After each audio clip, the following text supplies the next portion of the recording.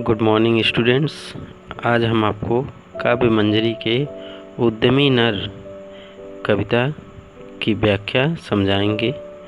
इसमें हमने दो भाग में पहले ही समझा दिया है।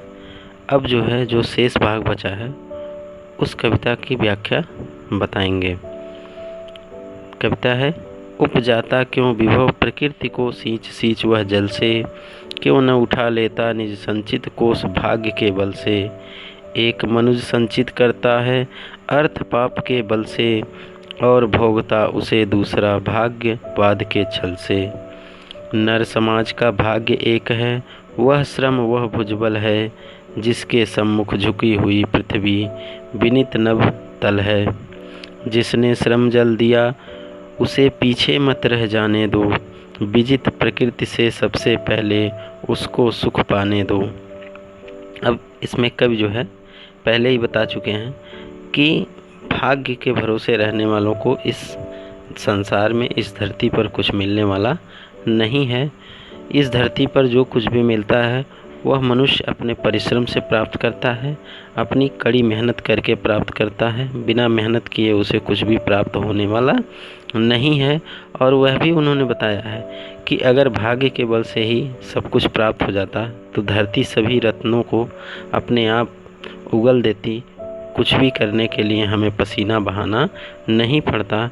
उसी को आगे फिर बता रहे हैं कि उपजाता क्यों विभव प्रकृति को सींच सींच वह जल से। कब कहते हैं कि भाग्य प्रबल नहीं है बल्कि मनुष्य का परिश्रम प्रबल है, और वह उपजाता क्यों विभव प्रकृति को सींच सींच वह जल से। वह धरती को जल से सींच कर धन धान्य उत्पन्न करता है।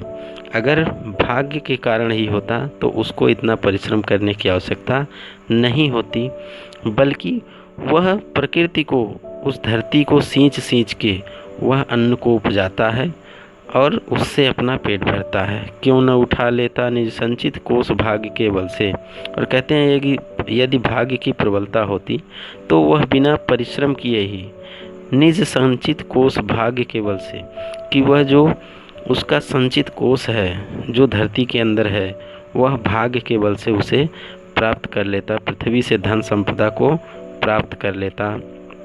और जब मनुष्य पाप करके धन इकट्ठा करता है, कहते हैं कि एक मनुष्य संचित करता है अर्थ पाप के बल से। अर्थ से तात्पर्य यहाँ धन से है, संपत्ति से है। कि एक मनुष्य क्या करता है, अर्थ को, धन को, समृद्धि को पाप के बल से उसको प्राप्त करता है, और दूसरा मनुष्य उसको छल के द्वारा, अपने भाग्यवाद के छल के द्वारा वो उसको छीन लेता है और वो उसका उपभोग करता है। अर्थात दूसरे का कमाया हुआ धन अपरिश्रमी मनुष्य यह कहकर भोगता है कि वह उसके भाग्य में लिखा है। ऐसा कहना मात्र एक धोखा है। भाग्य से उसे कोई धन नहीं मिल सकता, वह भी उसे प्राप्त करने के लिए परिश्रम ही करता है। नर समाज का भाग्य एक है, वह श्रम वह भुजबल है। और कहते हैं कि मनुष्य के समाज का एक भाग्य है, सिर्फ वह क्या है कि वह परिश्रम है। उसके भुजबल है, भुजाओं की शक्ति है, और वह परिश्रम के द्वारा, अपने भुजाओं की शक्ति के द्वारा ही कुछ भी प्राप्त कर सकता है। इसके अतिरिक्त वह किसी भी प्रकार से उन संपत्ति को प्राप्त नहीं कर पाता।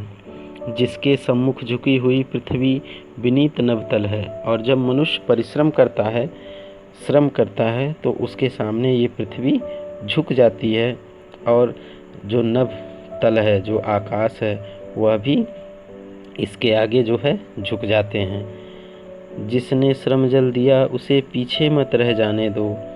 और कह रहे हैं कि जिस मनुष्य ने अपने परिश्रम से इस पृथ्वी को जीता है, जिसने अपने परिश्रम के द्वारा, अपनी भुजाओं के बल से, अपनी शक्ति के द्वारा जो इतना परिश्रम किया है, उसको कभी भी पीछे मत रहने दो। विजित प्रकृति से सबसे पहले उसको सुख पाने दो। और कवि कहते हैं कि सबसे पहले उस मनुष्य का अधिकार है जिसने अपने परिश्रम के द्वारा इस धरती पर जो भी संपत्तियां हैं, सबसे पहले उसी मनुष्य का अधिकार है जिसने उन संपत्तियों को प्राप्त करने के लिए परिश्रम किया है, कड़ी मेहनत किया है। उसे ही सबसे पहले उस सुख को भोगने का अधिकार है। उन पर सर्वप्रथम उसी का अधिकार है, उसे उन्हें प्राप्त करने दो जिसने परिश्रम किया है।